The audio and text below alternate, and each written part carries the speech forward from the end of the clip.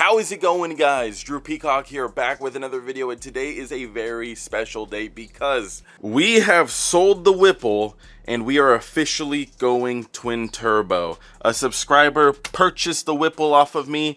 He left me a deposit, so now I can start removing all of this stuff. He's gonna throw this on his S550 Mustang, his Gen 3. He's looking for about $750, so that's gonna be literally a walk in the park for this blower right here. But that means we get to start disassembling it and prepping everything for the new twin turbo kit.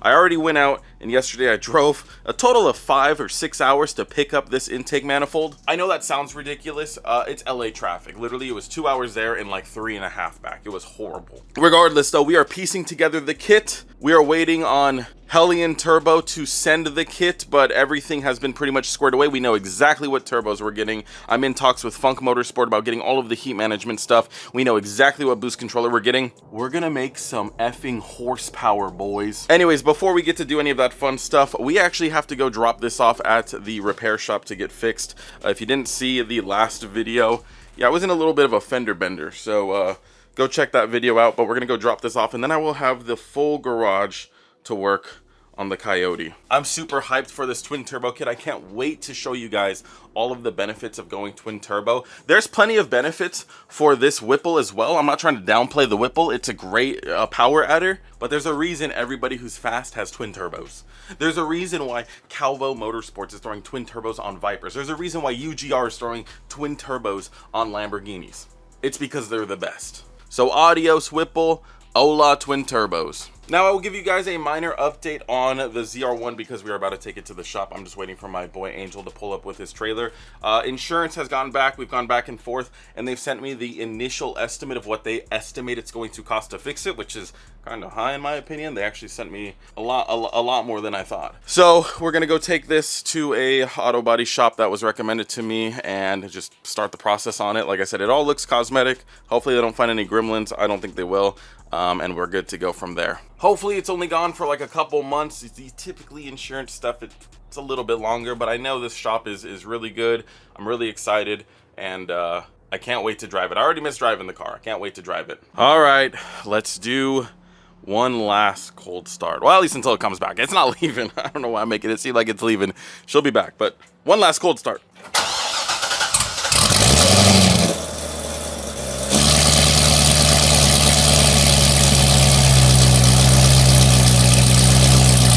God, it sounds so good. Oh, I'm gonna miss it.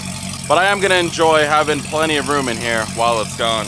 While we're watching Angel's shaky hands film the ZR1, if you guys don't mind leaving a like in the comment right now. I'm not the type to beg for likes and comments, but since I'm sort of shadow banned from YouTube since I got a strike for posting my buddy drifting, a like and a comment would severely help me out. So please, just go do it, please.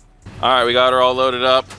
He's gonna strap it down, and next time you guys see her, hopefully she's done and fixed. And maybe I get to keep some of this broken shit, and then we can do like a little giveaway or something. I don't know, that'd be pretty fun, right? So I'm gonna go drop that off, and the moment we get back, we're gonna start working on the Mustang. So I'll see you guys then. All right, we are back. I low-key wish I brought the camera because it is a really nice spot where I took the car. There were hundreds of thousands of dollars of classic cars kind of everywhere. So when we go back to check in on them or see an update, I will definitely be bringing you guys. Anyways, as of right now, we are going to start the Whipple removal and the twin turbo install. So what I'm going to do is flip this car around and may or may not put it on the dollies. I have dollies in there somewhere, and then we can start tearing this thing apart. I think we'll just put it on the lift and just have it maybe angled or flipped around. I got to figure out what works best, and then we could start tearing this thing down. I was about to start it for probably the last time with the Whipple, but I think we need to get this on camera because this will be the last time that it sounds like this.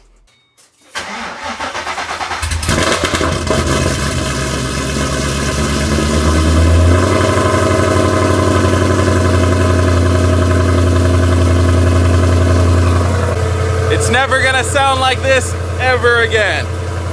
All right, guys, check it out. So the Whipple is just about ready to come out. We got the belt disconnected, intake gone, whole cooling system is removed, no more heat exchanger in there. We got the heat exchanger, we got the expansion tank and the pump, And then we have the lines over here. I just had distilled water in there. I thought I had coolant, so I collected it here, but it's just distilled water and a little bit of like water wetter. And then we have the intake right there in a box. So all we have to do now is lift up the lid, which is already disconnected, and then unbolt it from the inside, and she should come out. I think I have all of the exterior bolts out, and yeah, it's honestly not that hard of a job. As long as you know what you're doing and you're slow and careful, should be good to go. Oh, we also have the fuel system out as well. So once I go to lift this out, I'll film it, but for now, you guys are gonna have to take a back seat. If you ever wondered what a 3-liter Whipple looks like without its lid, there you go. That's what she looks like. So we got a little bit of blow by. You can see the oil in there. Not bad though. It's actually not even on the rotors themselves. So, and they are really smooth. For those of you saying, why are you rotating it? These things have internal oil. So there's oil in there that is separate from the car's oil. I'm not damaging anything, but yeah, I'm gonna go ahead and remove all of the hardware and try to lift this thing out by myself. We'll see how that goes. Oh God. Okay, I gotta come by you. We did it. So there it is. Probably have a bit of a hernia now, but got it all removed. I'm gonna remove all this debris and vacuum out all of the portholes just in case anything fell in. I don't think anything did. Just like a leaf here and there, but yeah, that's all good. Now I just have to see where the alternator goes, and then we could throw that on and put the belt back on, but I probably won't do that today. All right, guys, it is the next day and we have some stuff to do. So this is where we left off yesterday. We had the Whipple fully removed. We have all of the accessories with it, the cooling system, everything removed. I also removed the wine tube, which is over there. That's the thing that made it so it would go whoop, whoop, whoop, and you'd hear it on the inside. I do want to really clean the fuel or the frame rail.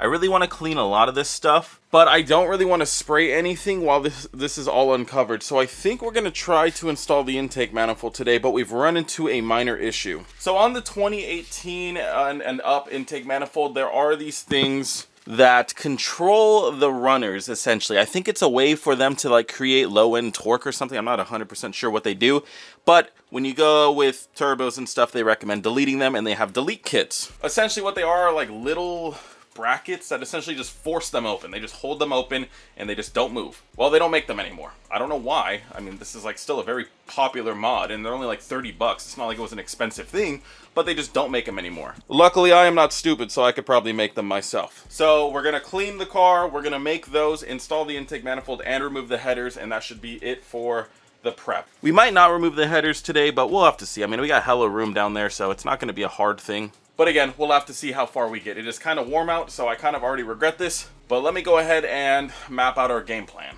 So I removed the cancer that was on the back, those giant things. These are what actually control it. So it takes vacuum from here and essentially actuates this. And you can actually see it if I pick this up.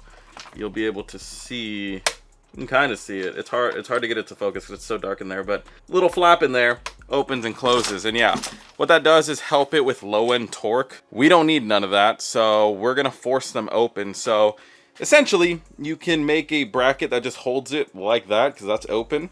However you want to do it. I wouldn't zip tie it, but I'm sure you kind of could. But I wouldn't do that, and I'm not going to do that. What I'm going to do is get some flat steel and just make something that screws in right here and holds it open so it'll never move. Check this out, guys. I don't know if I'm going to paint them, but I made some. And you might be saying, well, what'd you make these out of, Drew? Well, they're actually a license plate. So if you go to the other side, you can see the December tag, and you can see some of the numbers right there.